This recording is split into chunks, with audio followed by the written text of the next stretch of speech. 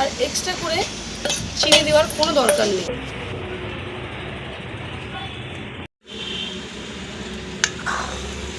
খুব সুন্দরভাবে ফুটছে।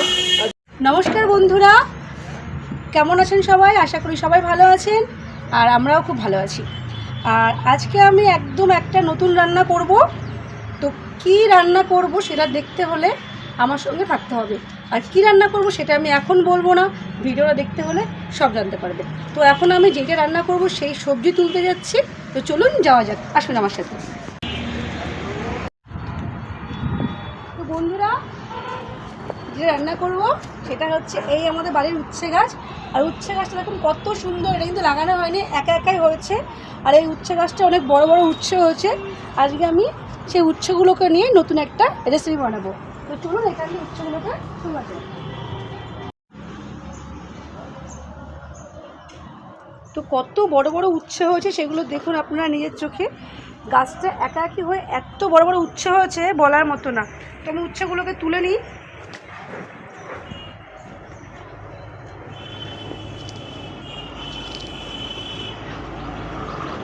আমাদের এখানটা ছাগল এই একটা পেয়েছি। আমি তখন দুপুরবেলা দেখলাম যে কটা উচ্ছে হয়েছে এই জায়গাটায়, কিনে না যায় সেদিকে লক্ষ্য রেখে আমার তুলতে হবে। আমার 3-4টে মতো উচ্ছে লাগবে। এই এখানে একটা আছে, এই দেখ কি সুন্দর, কত বড় উচ্ছেটা, বুঝছিস? 3টে হয়েছে, আর একটা উচ্ছে হলে আমাদের হয়ে যেত। না পেলে এটা দিয়ে করে দেবো। 3টে উচ্ছে হয়েছে বন্ধুরা, এরকম।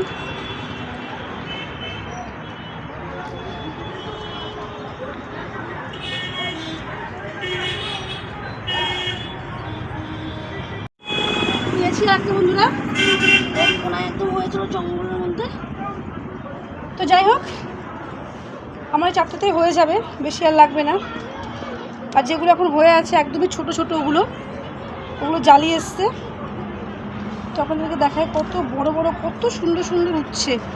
আমাদের এখানে না গ্রামের দিকে টাটকা সবজিগুলো পাওয়া যায়। এরকম উচ্ছেগুলোকে নিয়ে এবার আমি বাড়ি যাই।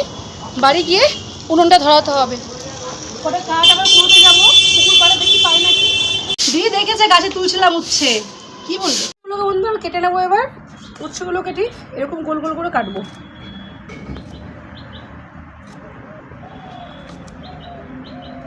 উচ্ছের যে বীজগুলো আছে এই বীজটা আমি ফেলে দেব।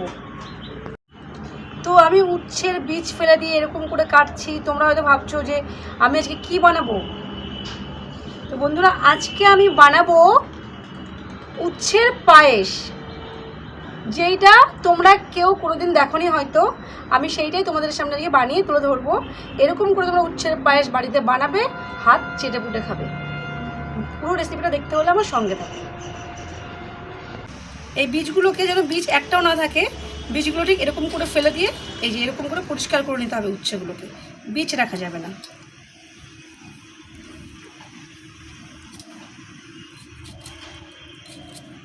আমার উচ্ছেগুলো সব কাটা হয়ে গেছে বন্ধুরা। আমি খুব সুন্দর করে উচ্ছের বীজগুলোকে সব ছাড়িয়ে নিয়েছি। দেখো, পরিষ্কার করে উচ্ছের বীজগুলো সব ছাড়িয়ে নিয়েছি। এবার আমি উচ্ছেগুলোকে ভাপাবো। বন্ধুরা, কড়াইয়ে জল দিয়ে দিয়েছি, জলটা বসিয়ে দেবো উচ্ছেগুলো সেদ্ধ করার জন্য। আর আজকে কড়াইটা দিদা বসিয়ে দিয়েছে মাটি না দিয়ে, তাই কড়াইটা কালি পড়ে গেছে। দিদা রান্না করেছিল, তো উনুনটা জ্বলে গেছে আমার, কাটিয়ে দিয়েছে। দেখো, বসিয়ে দিলাম। উচ্ছেগুলোকে খুব ভালো করে আমি ধুয়ে নিয়েছি। উচ্ছেগুলো, কড়াইয়ের জলটা গরম হয়ে গেছে, ওর মধ্যে আমি উচ্ছেগুলোকে আমি দিয়ে দেবো। করার সময় আমি কয়েকটা জিনিস মেশাবো, সেটা আমি আপনাদেরকে দেখাচ্ছি। আমি দিয়ে দিচ্ছি 2টো তেজপাতা। এর মধ্যে আপনারা চাইলে এলাচও অ্যাড করতে পারেন, তো আমি এলাচটা দেবো না, আমি তেজপাতা দিয়ে দিচ্ছি। তেজপাতা দিলাম বন্ধুরা, যাতে উচ্ছের একটা কিন্তু তেতো গন্ধ আছে, সেই গন্ধটা তেজপাতা দিলে পারে এই গন্ধটা কিন্তু আর থাকবে না। আমি উচ্ছেটা সেদ্ধ করে নিয়ে তারপরে কীভাবে করি চলে যাক। উচ্ছেগুলো খুব ভালো করে সেদ্ধ করা হয়ে গেছে, একদম জলটাও টেনে গেছে। দেখুন তো উচ্ছের জল এবার আমি এখানে ঝুলতে এগুলো ঝরিয়ে নেবো, উচ্ছেগুলো দিয়ে কড়াইটা আবার বসিয়ে দেবো।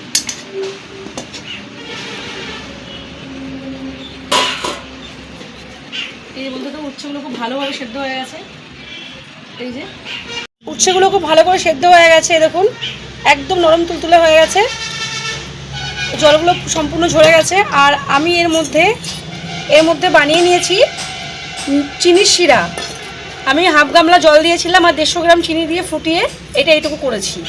এবার এই সেদ্ধ করা উচ্ছেগুলো আমি এই চিনির শিরার মধ্যে প্রায় 10 মিনিট চুবিয়ে রেখে দেবো। এগুলোকে দিয়ে দিচ্ছি চিনির শিরার মধ্যে।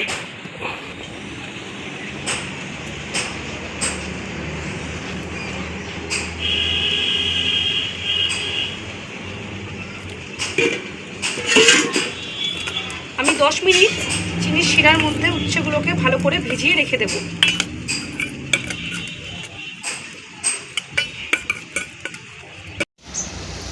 দুধটা খুব সুন্দর করে ফুটে গেছে বন্ধুরা।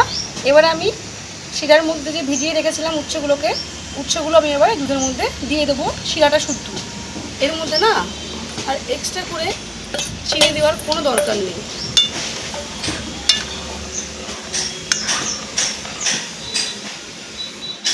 দিয়ে ভালো করে ফুটিয়ে নেব।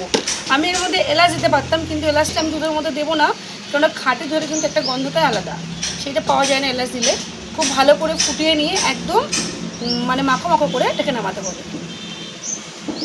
বন্ধুরা এইখানে আমি গরুর খাঁটি দুধ নিয়েছি, 500 দুধ নিয়েছিলাম, ফুটিয়ে আমি কমিয়ে দুধটা এতটা করেছি। আমি কড়াইয়ের মধ্যে দুধটা এবার ঢেলে দেবো।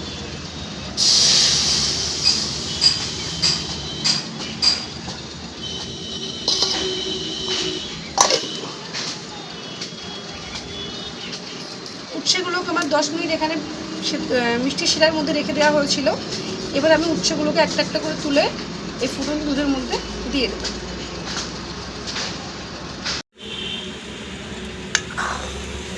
খুব সুন্দরভাবে ফুটছে আর দুধটাও খুব দারুণভাবে সর পড়েছে। অনেকে বিশ্বাসই করতে চাইবে না যে উচ্ছের পায়েস কি খাওয়া যায় নাকি, মনে এটাই প্রশ্ন আসবে, কিন্তু আমি বলছি একবার আপনারা বাড়িতে যদি বানিয়ে খেয়ে দেখেন খুব ভালো লাগবে। এটা দুপুরবেলায় ভাত খাওয়ার পরে একটু পাতে নিয়ে খাবেন, দারুণ দারুণ লাগবে। অনেকে বলে যে প্রথম পাতে তেতো খেতে হয়, আমি বলছি শেষ পাতে তেতো খেয়ে দেখবেন। তেতো তো না, এটা মিঠা লাগবে পুরো খেতে, একদম উচ্ছের পায়েস বলে কথা, খেয়ে দেখবেন। বন্ধুরা উচ্ছের পায়েসটা আমার হয়ে গেছে, আর কত সুন্দর দেখুন ক্ষীরের মতো হয়েছে। এই দেখুন খুব সুন্দর একটা গন্ধ বেরিয়েছে, খুব ভালো হয়েছে দেখতে। তো আমি এখন এটাকে নামিয়ে দেখাচ্ছি আমি।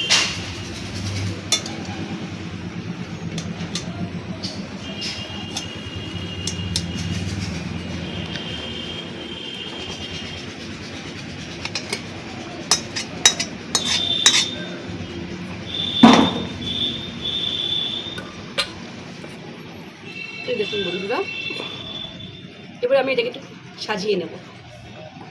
তো বন্ধুরা আমি খুব সুন্দর করে দেখুন এটাকে সাজিয়ে নিয়েছি। এটা কি দিয়ে সাজিয়েছি বলুন তো? আমার ঘরে একটু পাকা পেঁপে ছিল, তো পেঁপে দিয়ে এটা সুন্দর করে সাজিয়ে নিয়েছি।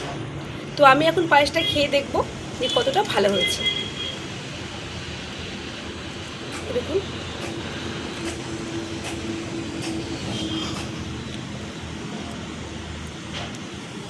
বন্ধুরা একটু তেঁতুল কেমন হয়েছে, আমাদের গাছেরই পেঁপেটা খুব মিষ্টি। তো বন্ধুরা যদি আমার রেসিপিটা ভালো লেগে থাকে তাহলে আমার চ্যানেলটা লাইক শেয়ার কমেন্ট করতে কিন্তু একদম ভুলো না। আর তোমরা কী ধরনের রান্না দেখতে চাও আমাকে তুই অবশ্যই কমেন্ট করে দিও। আর বন্ধুরা আরেকটি কথা বলি, যখন কিন্তু উচ্ছেটা আপনারা মানে সেদ্ধ করবেন তখন কিন্তু জলটা বেশি পরিমাণ দিয়ে সেদ্ধ করবেন, ঠিক আছে? আমি ওই কথাটা বলতে ভুলে গেছিলাম, জলটা কিন্তু অল্প দিয়ে সেদ্ধ করবেন না, বেশি পরিমাণ করে জল দিয়ে আর তেজপাতা দিয়ে কিন্তু সেদ্ধটা করে নেবেন। তো বন্ধুরা আজকের মতো বাই বাই।